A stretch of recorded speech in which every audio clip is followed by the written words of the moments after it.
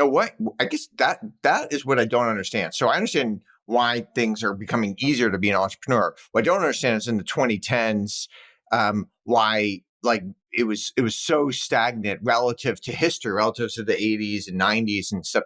Was it just like everyone was just they came out of the great recession or whatever it was, and they just didn't want they just wanted to flag to safety, or what was going on there? Yeah, that was a huge part of it. I mean, 2008 was a massive part of what happened subsequent to that era, which was it was a flight to safety. It was I cannot rely on, I need to be resilient. I need to be independent.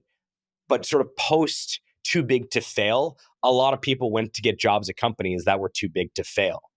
And I think that was very different. And by the way, like you take a medium-sized bank, investment bank versus a very large bank, post 2008, there was an obvious reason to go to that bigger bank because that bigger bank was saved, Yeah. and that mid-sized bank was not saved. But I do believe there was less business registrations in 2010 than there is today. There's no, the data supports that.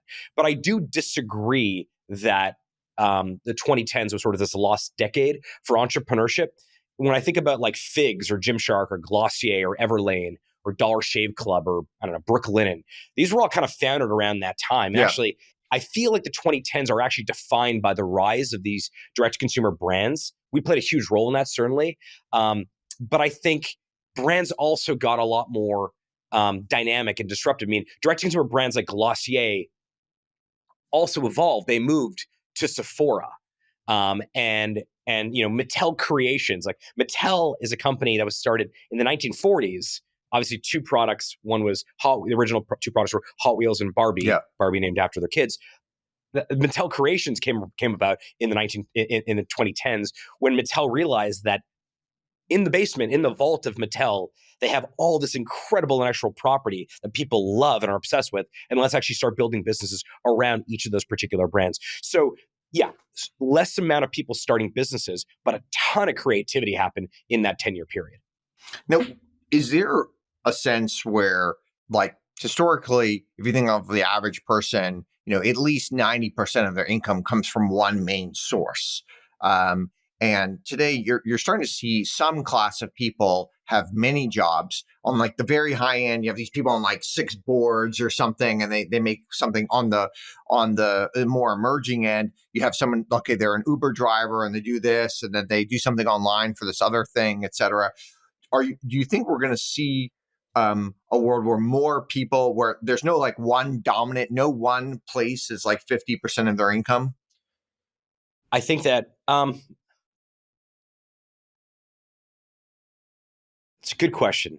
I think for some people, like, they will separate. It seems like at least it's on the rise, that trend. Yeah, it's definitely the rise. But like, there's going to be people who fundamentally believe that work is work and life is life, and those two should never cross.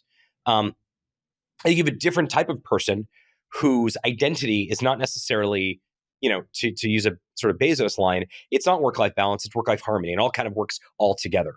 And when I put my head on my pillow at night, I'm doing so as, an entrepreneur and a founder and the president of Shopify and a passionate, a father and husband and someone that loves to play tennis. And, for fun, I interview old Jewish entrepreneurs in their 90s. I have a little project called Big Shot where I'm creating an archive of the greatest Jewish entrepreneurs of the last half century. So I think more people are becoming more multidimensional. And actually, that's a very good thing. Yeah. Now, it's important, and one of the things we talk a lot about at Shopify from a product perspective, but also from a focus perspective is, like, your main quest must remain your main quest. The most important, the famous quote, like, the most important thing is to keep the most important thing the most important thing. Yeah. That really, really matters. So I do think there's a risk of being a jack of all trades, master of none. But more generally, you are an investor, you are a leader, you're a podcaster. It all kind of fits together somehow, Auren, in like this nice little package that all kind of each thing kind of works itself out. Yeah. I do think, though, that if I found out that my family physician was also a DJ on weekends at an after hours club, there may be some concern there as well. But actually, I think that more and more what is happening now is people are searching for their life's work.